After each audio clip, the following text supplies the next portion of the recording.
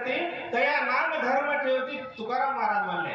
आम्ही जसे वागते, आम्ही जसे बोलते, आम्ही जसं चालते तसे मुलं वागतात. आम्ही जसं बोलतो, जसं चालतो, जसं वागतो, आमची सेकंड पिढी, आमच्या मागे जनरेशन तसंच बोलते, तसंच वागते. मग आम्हाला एका चांगल्या मार्गाने चालायची गरज कोण आहे? मुलं चालावं की मुली चालावं की मायबाप चालावं? कोण चालावं? येतच का मोठी अडचण आहे. आम्ही मायबाप एका चांगल्या मार्गाला जर चालले तर आमचे वडील, आमची मुलं बी एका चांगल्या मार्गाला चालतात. बरोबर आहे. ज्याला वाटत असेल की मला समाजामध्ये नाव यावं, कोणाला काय समाजामध्ये नाव यावं, माझ्याकडे धन मिळावं, असं हर माणसाला वाटते. माझं समाजामध्ये मी धनवान व्हावं, मी समाजामध्ये मला खूप नाव यावं, माझी लोकांमध्ये कीर्ती व्हावं. कीर्ती व्हावं लोकांमध्ये म्हणलं तर काय करावं लागते? लोकांमध्ये आमची कीर्ती व्हावं म्हणलं तर काय करावं लागते? सकाळपासून संध्याकाळपर्यंत टीव्ही बघली तर आपण टीव्ही मध्ये येते का? आपण रात्रंदिवस जर टीव्ही बघली समजा तर आपण टीव्ही मध्ये येते का? नाही. त्या टीव्हीतल्या माणसानं काय केला? काय त्या टीव्ही मध्ये येणाऱ्या माणसानं आधी काय केला म्हणून ते टीव्हीत आला. बरोबर आहे. मग आम्ही काय करायला लागेल? आम्ही काय करायला लागेल? आम्हाला बी काहीतरी करायला लागेल. आम्हाला ज्या महापुरुषाने मग बाबाजी राहू द्या, संत राहू द्या, शिवाजी महाराज राहू द्या, बाबासाहेब आंबेडकर राहू द्या, ज्योतिबा फुले राहू द्या, सावित्रीबाई फुले राहू द्या, यांनी काय काम केलं? आपण त्याची पुण्यतिथी करता, जन्मदिवस करता, है ना? हे तिथे आपण त्याला वंदनीय मानता. तर त्यांनी काय केले? त्यांनी काय केली? मानव सेवा, माधव सेवा. काय केली? मानव सेवा हीच माधव सेवा. काय कोणती सेवा केली याने? या सर्व लोकांना कोणती सेवा केली? बाबाजीने कुणाची सेवा केली? मग आपण काय करायचं पाहिजे? आपण तर मी दुधा तारावे, आपण तरले नवल नवे. पोट तर कुत्रे बी भरायले, पशु पक्षी बी भरायले, ते का उपाशी राहिले का?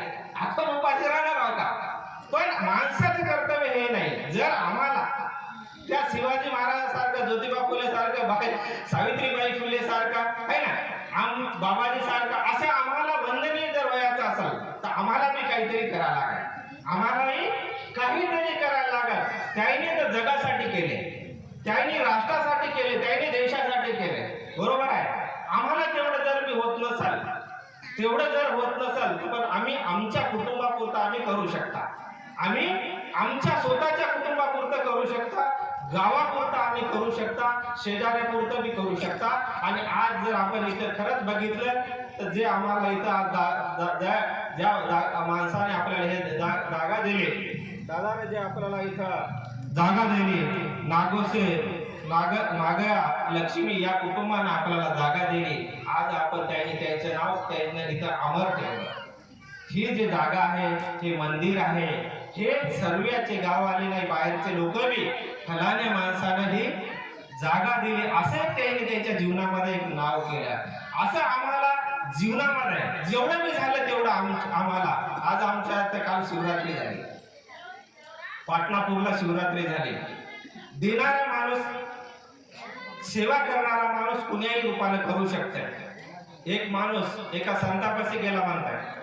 त्या संताला विचारलं की महाराज माझ्याकडे द्यायला काही नाही आहे, माझ्याकडे पैसा नाही आहे, माझ्याकडे धन नाही आहे, मी काय द्यावं? सेवा करा म्हणलं तर मी काय द्यावं? मी काय द्यावं? ते संताने त्याला सांगितलं, तुला देण्यासाठी देवानं खूप काही दिला, तुला देण्यासाठी खूप काही दिला. देवानं तुला हात दिला, देवानं तुला पाय दिला, देवानं तुला बोलता येते, हे स्टेजवर 2 गोष्टी बोलता येते, लोकांनी रामराम करता येते. काय देवानं कमी केला? सर्व काही देवानं दिला. देवानं काय ठेवलं का? हात दिले, पाय दिले, सर्व काही दिले. तुला काय कमी केला देवानं? देवाच्या नावानं कोणाला डाव? ज्याला पाय नाही, ज्याला हात नाही, ज्याला डोळे नाही, ज्याला बोलता येत नाही, त्यानं म्हणलं तर काय की देवाचं नाव? आपल्याला सर्व दिलं की देवानं, अजून काय लागते देवाच्या नावानं? आपण खूप भाग्यवान आहोत. पाप पुण्य करूनी जन्मा येतो प्राणी, नरदेवी येऊनी हानी केली, हे संतान म्हणले. देवानं आम्हाला सर्व काही दिलं, देवानं आम्हाला ज्ञान दिलं, देवानं आम्हाला बुद्धी दिली, सर्व काही दिलं. आम्हाला चालायची गरज आहे, एका चांगल्या विचार घ्यायची गरज आहे की जे आम्ही चांगले विचार घेतो जीवनामध्ये. आम्ही जेव्हा तुकडोजी महाराज म्हणला ना, सत्य ज्ञानाने जीव उद्धारते. काय म्हणला? सत्य ज्ञानाने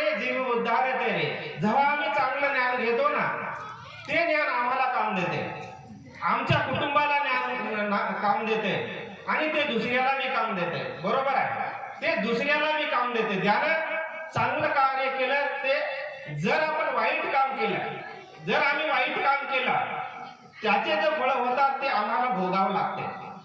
हे आम्हाला जे वाईट काही फळ आम्ही कर्म करतो, तर बाबाजी म्हणत होते स्वर्ग येतच आहे आणि नरक बी येतच आहे.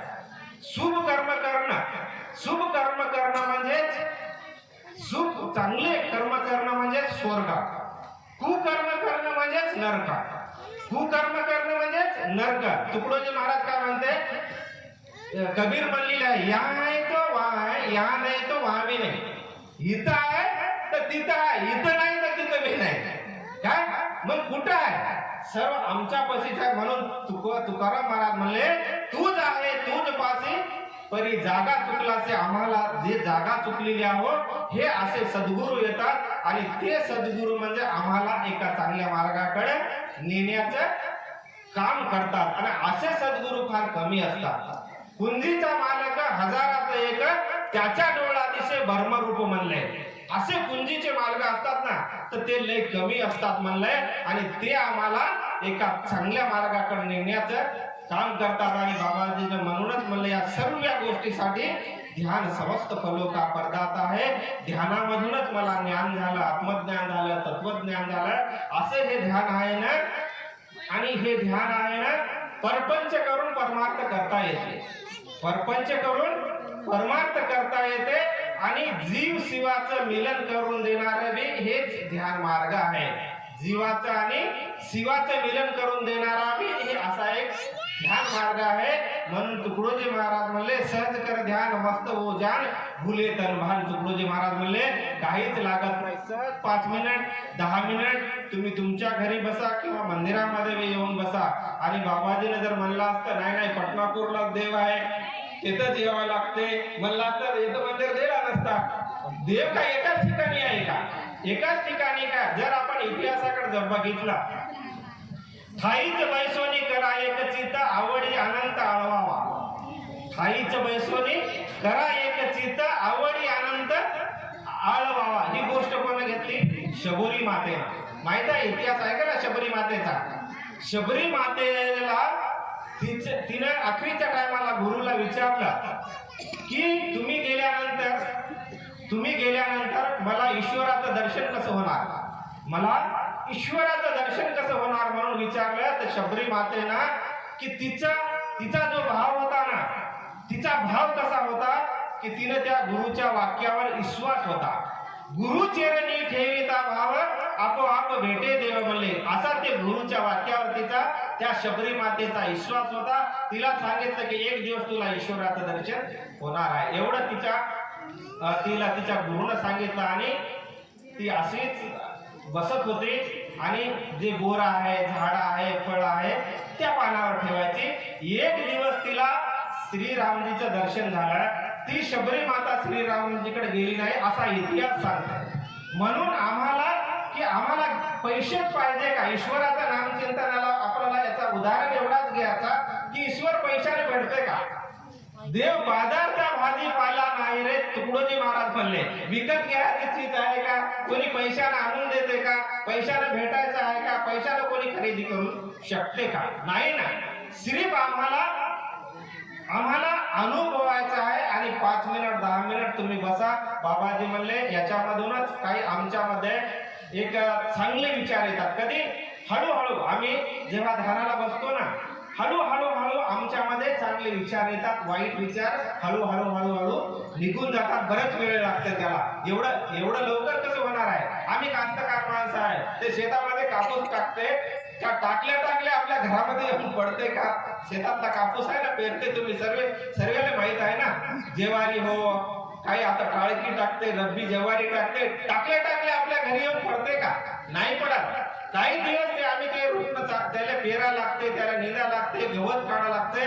असंच आम्ही बी एका चांगल्या मार्गाला जर चालले ना, काही दिवसाला त्याचा रिझल्ट मिळते. काही वेळ लागते त्याला. काही चांगल्या गोष्टीला काही वेळ लागते.